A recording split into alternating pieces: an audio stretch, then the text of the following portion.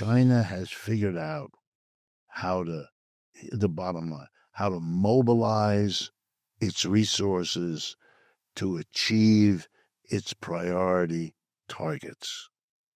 And the number one priority target has been rapid economic development, and they've achieved it better, sooner than even they imagined, nor did anyone else outside foresee or even keep up with. When I began to pay attention to the Chinese economy, which in my case was in the 1960s and 70s, for 2 or 3 decades after that, every piece of work, and I wrote my master's thesis on the Chinese economy at Stanford, where I did it. You always were told, here's the statistic you're looking for, but you can't count on the Chinese. I mean, they're probably making it up. No matter what their achievement was, including achievements like going to major cities in China. I don't know if you've been, and seeing that these are very modern cities with rapid transit that's better than that of the United States and so on. No matter what people saw, they needed to say that the statistics are manipulated, are hyped in one way or another. Now people have stopped doing it because, I mean, in the end, you can see what they're capable of doing.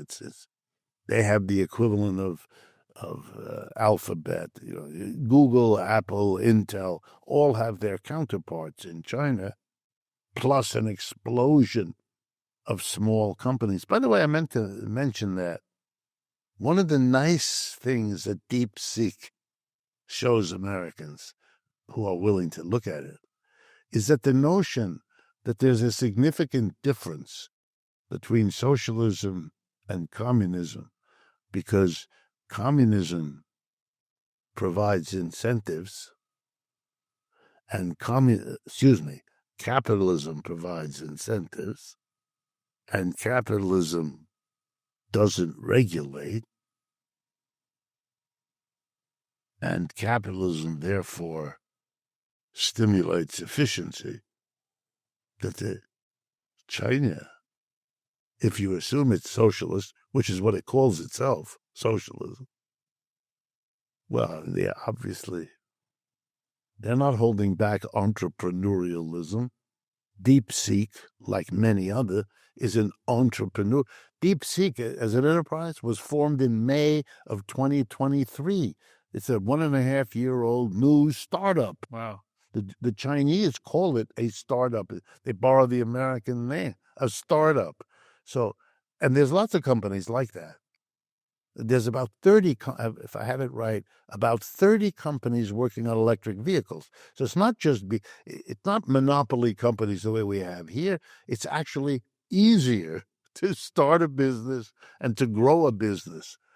I can't tell you how many people that I talk to in the United States have what the French call an idée fixe, a fixed notion that one of the virtues of capitalism relative to socialism is that it spawns and favors innovation. I would have been one of those people. Yes, it spawns and favors efficiency. It allows entrepreneurs to. The Chinese do all of that. They always have, but where did this come from? This is pure propagandistic. Even if it had a grain of truth, I'm not aware it does, but it may, that I'm not aware of. It's not some fixed, it's silly. This guy who started DeepSeek, May of 23, he had a background of he had a technical background, but he was also active in finance. He straddled these two.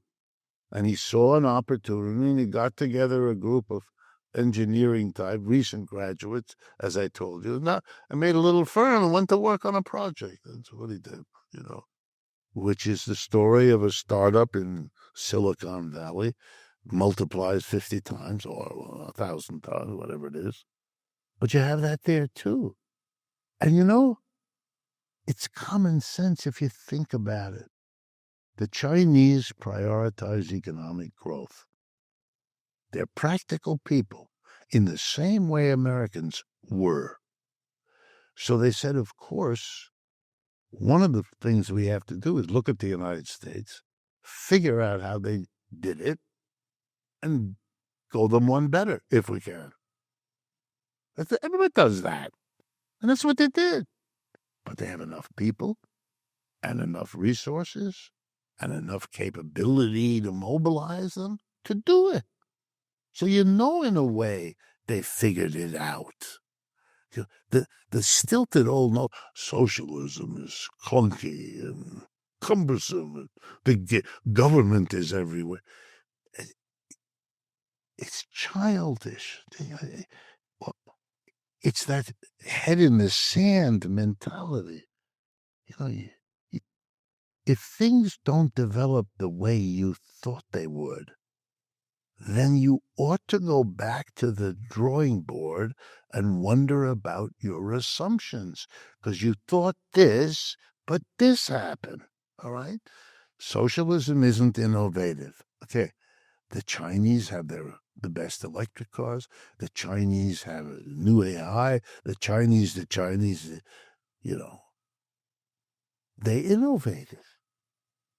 Well, they copy. Yes, there was some copying going on, no doubt.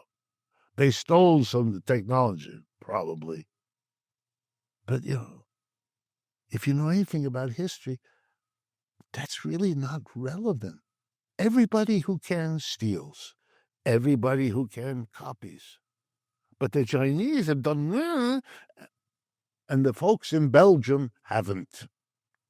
And the folks in Italy haven't, and the folks in Germany haven't, and the folks in England haven't. Whoa. And the Americans thought they were years ahead, and then it turns out they're not, etc., etc., etc. Then it's time to ask yourself,